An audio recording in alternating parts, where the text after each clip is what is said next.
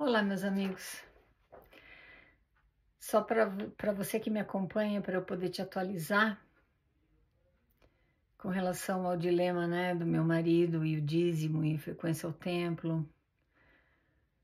Eu comecei a pagar a mensalidade para ele entrar no templo, que é o dízimo. Então, ele conseguiu a recomendação e já foi ao templo uma vez. Agora vai voltar então a frequentar e eu tenho que pagar, né? Porque negócio é negócio, né? Então tá. O depoimento do nosso brasileirinho de hoje é bem curtinho. Ele dividiu com a gente só o que ele se sentiu à vontade em dividir. E se você é uma pessoinha que se identifica com a história dele, presta atenção, tá? Ele fala o seguinte: Olá, Vânia, tudo bem? Eu me chamo Gabriel, nome fictício. Eu me batizei quando tinha 14 anos na Igreja de Jesus Cristo. Eu amava muitos membros e chegou um momento, alguns anos depois, em que eu fui para a missão. Eu descobri então que gostava de meninos. Teve algo chamado vistoria de celular e passaram para o meu presidente. Eu tive que voltar para casa e estou servindo como missionário de serviço atualmente.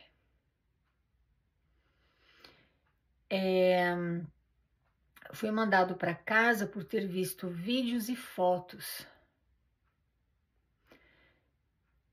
Eu queria que eles me aceitassem.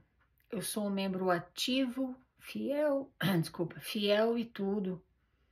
Mas sabe, eu quero muito poder um dia mostrar quem eu sou.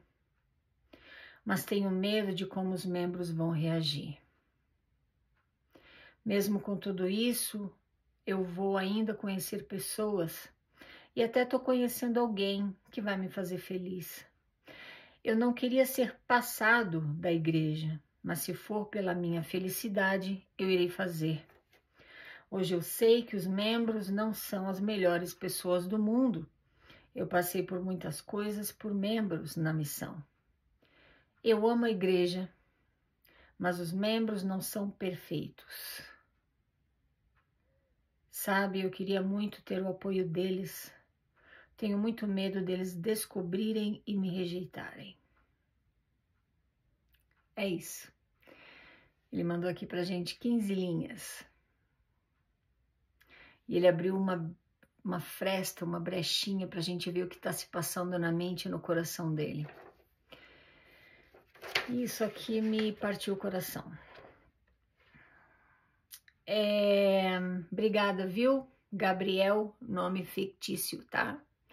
Obrigada por ter mandado o teu depoimento aqui pra gente. Mais um membro ativo que confiou em mim em dividir a experiência na igreja, os sentimentos que tem frequentando. Isso para mim é muito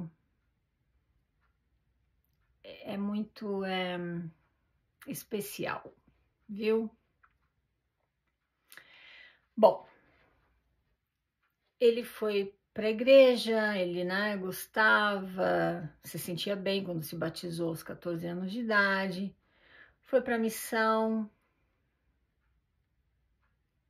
se deu conta então que gostava de meninos e claro que existem regras, toda missão tem regras para serem seguidas e as regras são extremamente rígidas. A igreja, literalmente, eu falo por experiência própria, a igreja, a maneira como ela treina, lidera e conduz os missionários, ela totalmente sequestra a mente, a vontade e o coração desses jovens. Com todas essas regras. É claro que na minha época não havia celular, né? Sou velhinha, né? Já te falei isso. Mas hoje em dia os missionários usam celular e eu imagino que os LDs ou LZs façam a vistoria periódica dos celulares. Ele diz aqui que então, numa dessas vistorias, passaram para o presidente dele que ele tinha fotos e vídeos que iam contra as regras da missão. Ele não especifica aqui para a gente quais tipos de vídeos e fotos, mesmo que não fossem algo pesado e moral, com certeza foram contra as regras da missão e por conta disso ele foi mandado embora para casa. Quando você vai para a missão para servir 18 meses no caso das moças ou 24 meses no caso dos rapazes, se você cumprir aquele tempo pré-determinado pela igreja, então você está sendo desobrigado honrosamente. Por quê? A igreja já conta com você naquela área geográfica. Ela tem o número certo de jovens servindo numa determinada área por determinado período de tempo. Então, se você termina no tempo que a igreja previu, matematicamente, estatisticamente, porque isso não tem nada a ver com o Espírito Santo e nada disso, então você é desobrigado honrosamente. Eles inventaram essa terminologia.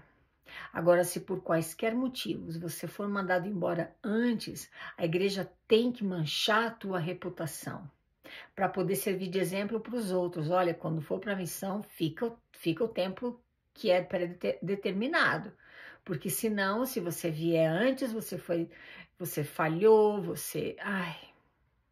prejuízo moral é imenso. Mas pelo jeito a igreja aqui encontrou uma maneira de, como é que fala? De ainda continuar explorando ele, né? Porque ele fala aqui que ele voltou para casa e hoje está servindo como missionário de serviço. Eu não sei o que isso significa, eu não sei se é o que na minha época chamavam missionário de estaca, ou seja, aqueles jovens que faziam divisão com os elders, né? Eles não eram oficialmente missionários, mas podiam fazer divisão com os elders e trabalhar então na área geográfica da estaca. Eu não sei. Se você que está escutando sabe o que é missionário de serviço, explica pra gente aí, comenta no vídeo, por gentileza, tá? Agora aqui é o que começa a me preocupar. Olha o que ele fala aqui. Eu queria que eles me aceitassem. Eu quero muito poder um dia mostrar quem eu sou, mas tenho medo de como os membros vão reagir. Essa aqui é uma declaração que ilustra para mim muito claramente que, assim como eu vivi a minha vida durante todos aqueles anos como membro da igreja, ele também vive a vida dele, ou seja, de fora para dentro. E não de dentro para fora. Se você for viver uma vida como eu vivi e como ele está vivendo, de fora para dentro, você está sempre ignorando as tuas necessidades, as tuas vontades, os teus objetivos pessoais, aquilo que você realmente quer, você ignora a tua própria identidade e você se acomoda àqueles moldes criados pela igreja. E você está sempre buscando a aprovação, primeiramente do Deus Mórmon, porque com ele você tem que viver no fio da navalha. Você pode fazer 9 coisas certas. Se você fizer uma coisa errada, todas aquelas 9 coisas certas que você fez não importam mais. Agora você vai ser julgado e muito provavelmente punido por aquela uma coisa errada que você fez. E aí você precisa então, Você está sempre observando como as pessoas te recebem, como as pessoas te olham. Você está sempre buscando o respeito e a aprovação dos membros daquela comunidade religiosa. Então você segue o currículo mesmo que você não queira, porque você está vivendo a tua vida de fora para dentro. Eu não quero fazer isso, mas eu tenho que fazer porque fulano, ciclano, beltrano vai ver, vai observar, ou porque se eu não fizer, eu vou perder as bênçãos, ou eu vou ser castigado, ou Satanás vai me pegar.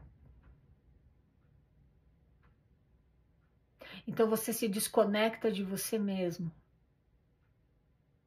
E agora você se sujeita àquele controle mental, sem nem se dar conta.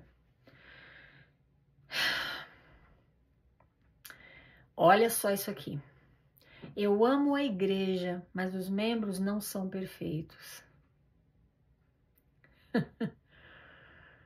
Eu sempre escutei durante aqueles anos que frequentei a igreja que a igreja é verdadeira, os membros não. Eu aprendi com o passar dos anos que na verdade é o contrário. A igreja não é verdadeira, os membros são. Porque a grande maioria dos membros são pessoas que estão ali buscando um relacionamento com Deus, estão buscando aperfeiçoamento, estão buscando merecer as bênçãos e merecer a vida eterna, que é tão falada lá dentro.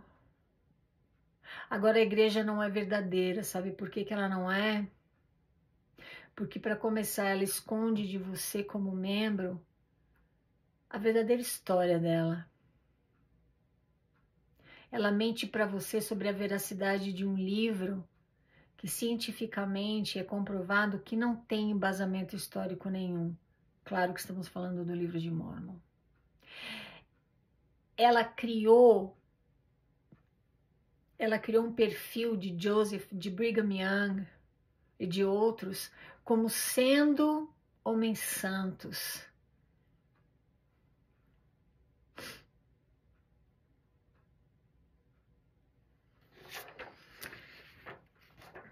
Escondendo o verdadeiro caráter deles.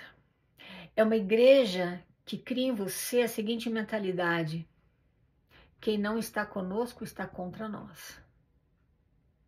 Ou seja, uma pessoa que se afasta da igreja, agora se ela não está mais conosco, agora ela está contra nós. Por que eu digo isso? Eu, por exemplo, sou conhecida como o quê? Sou taxada de anti-mórmon. E por aí vai. Agora, aqueles membros, como esse querido aqui, milhares de jovens que largam tudo, param a própria vida e vão para a missão, trabalhar de graça 60 horas por semana para a igreja. Essas pessoas são verdadeiras. Agora, olha como é que a mente dele já foi programada para pensar: eu amo a igreja, mas os membros não são perfeitos. Querido, em nenhum lugar do mundo você vai encontrar pessoas perfeitas. Podem ser mormons, de qualquer outra religião, ou ateu, não importa. Ser humano, algo que é inato nosso é a imperfeição. Mas a igreja coloca na cabeça dos membros que a igreja é verdadeira, os membros não. Ah, aquele líder foi chamado por Deus, mas ele não é perfeito. Então, quando ele errar, você tem que perdoar, você tem que, né, engolir o choro. Então, já que aquele membro não é perfeito, aquele líder não é perfeito, claro que não é, por que você tem que confiar nele como sendo um representante de Deus? Por que você tem que abrir teu coração e confessar teus pecados para uma pessoa que é tão imperfeita quanto você? Então, cuidado, viu, querido, com essa mentalidade, tá? Porque o teu cérebro foi programado para pensar assim, viu? Ah, eu amo a igreja, mas os membros não são perfeitos. Cuidado com isso. Eles também não falam que a igreja são os membros? Então é tudo muito confuso, na minha opinião. Queria muito ter o apoio deles. Tenho muito medo deles descobrirem e me rejeitarem. Ele está se referindo aqui à homossexualidade dele. Querido, ou vão rejeitar, ou vão fingir que aceitam, que respeitam, mas por trás vão malhar. Eu vi isso acontecer minha vida inteira na igreja. Eu vi membros que tratavam aquele homem solteiro que nunca se casou, nunca casou, já estava com 40 e poucos anos de idade, e eu vi as pessoas, e eu acompanhei aquela situação por muitos anos, tá? Dessa pessoa que eu tô te comentando aqui. E as pessoas fingiam ter respeito por ele e aceitarem ele, mas o que falavam dele pelas costas era muito triste. Inclusive a liderança, tá? Querido, sabe o que eu tenho para te dizer? Para esse querido aqui, e para você, seja você quem for, que esteja frequentando a igreja, vou me referir especificamente à igreja mórmon, mas é claro que isso se aplica a qualquer outra religião. Você que está frequentando, mas que você não pode ser quem você é. Porque se você for quem você realmente é, se você quiser assumir a tua identidade única como ser humano, você tem medo de ser rejeitado, muito provavelmente você está sendo vítima de abuso espiritual. Sabe o que eu desejo para você? Eu desejo para você amor. Para esse querido de hoje, o Gabriel, ele falou uma coisa aqui que eu gostei bastante.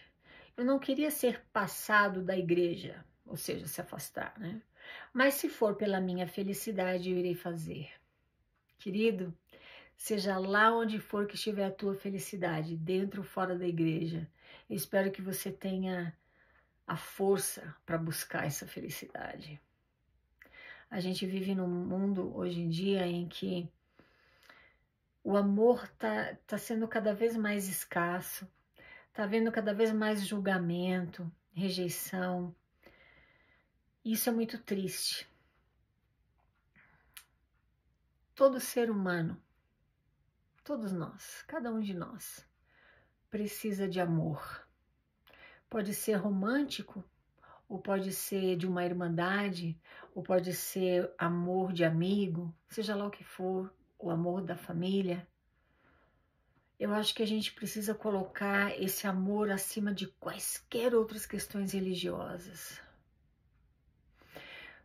Porque, na minha opinião, qualquer instituição religiosa que coloque suas doutrinas e dogmas acima do amor, ela está cuidando dos interesses dela e não dos teus.